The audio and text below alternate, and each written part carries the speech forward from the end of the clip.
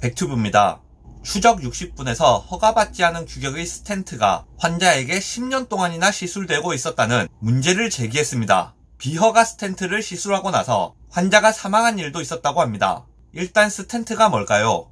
스텐트는 혈관 등이 막히거나 좁아졌을 때 안에다가 금속 망 같은 것을 넣어서 안의 공간을 좀 잡아주는 그런 장치를 말합니다. 이런 중요한 의료기기를 허가도 제대로 받지 않고서 10년씩이나 써왔다니 정말 너무하고 황당한 사건인 것 같습니다. 환자가 무슨 마루타입니까? 허가도 되지 않은 의료기기를 막 쓰게? 하지만 내막을 살펴보면 이게 또 그렇지가 않습니다. 이번에 논란이 된 스텐트는 대동맥 스텐트라 대동맥에 넣는 스텐트고, 사람은 대동맥이 막히면 죽기 때문에 대동맥 스텐트 시술을 받아야 할 환자가 대동맥 스텐트 시술을 받지 못했다면 그 환자는 죽었겠죠. 대동맥 스텐트는 사람을 살리는 시술입니다. 이번에 논란이 된 비허가 스텐트는 스텐트 자체에 뭐 문제가 발견되어서 허가가 통과 안 됐다거나 그런 것은 아닙니다. 이 회사의 대동맥 스텐트는 몇 가지 규격에 대해 정상적으로 허가를 받았고, 당연히 허가가 통과됐으니까 제조와 유통이 됐으며 그걸 쓰는 데에는 아무런 문제가 없습니다. 예를 들어 100ml나 150ml짜리 스텐트는 허가가 제대로 나 있고 쓰는데 법적으로 전혀 문제가 없습니다. 문제는 이제 환자들의 대동맥이 사람마다 다르게 생겼고 또 시술 부위별로 굵기나 형태가 일정하지 않기 때문에 생겼습니다. 예를 들어 기성품은 100ml와 150ml 허가를 받았는데 어떤 환자 대동맥을 보니까 120ml짜리를 넣어야 되는 상황입니다. 그럼 법적으로는 어떻게 해야 되느냐? 그 환자가 오기 1년이나 2년쯤 전에 그 환자가 올 상황을 예측해서 120ml짜리 그 환자에게 딱 맞는 스텐트를 미리 허가받았어야 합니다. 대동맥에 문제가 있는 환자는 허가 나기를 기다리느라 1년, 2년 이렇게 버틸 수가 없죠. 120ml짜리 허가를 안 받은 상황에서 120ml짜리를 써야 되는 환자가 왔다면 현재 법에 따르면 그 환자는 그냥 죽는 게 맞습니다. 그런 게 어디 있느냐고 하겠지만 지금 법이 그렇게 되어 있습니다. 살려면 120ml짜리를 넣어야 되는데 120ml짜리를 넣으면 불법입니다. 그럼 두 가지 선택지가 있을 겁니다. 120ml짜리를 넣고 환자는 사는데 의사나 제조회사가 불법을 저지르느냐, 아니면 120ml짜리가 없으니까 대충 100ml나 150ml짜리를 넣어보고 정 안 맞으면 죽게 내버려 두느냐. 지금 병원에서는 환자를 그냥 죽일 수 없으니까 스텐트 만드는 회사에 100ml짜리 제품이랑 150ml짜리 제품은 우리가 가지고 있는데 혹시 120ml짜리는 없느냐, 이러니까 제조사는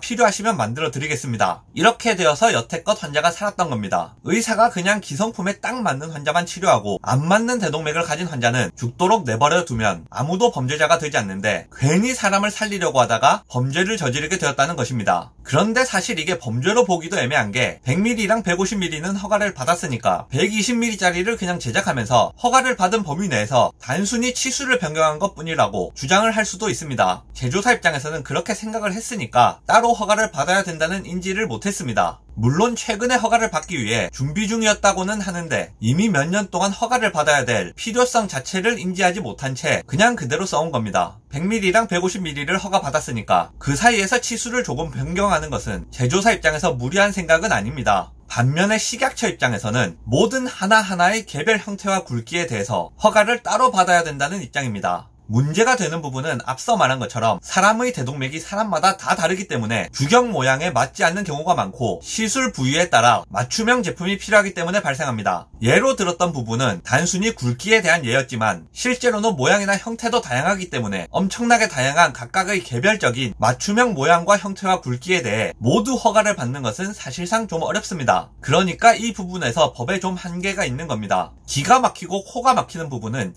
식약처의 조치입니다. 식약처는 이 스텐트에 대해 판매 중지 및 회수 조치를 내렸습니다. 당장 응급 환자 수술을 할 때 써야 되는 물건인데 그걸 판매 중지 및 회수 조치를 해버리면 환자는 그냥 죽으라는 말입니다. 현장에서는 사람 살리려고 별짓을 다 하고 있는데 책상 앞에 앉아있는 사람이 사람을 죽이고 있는 겁니다. 영상 요약하겠습니다.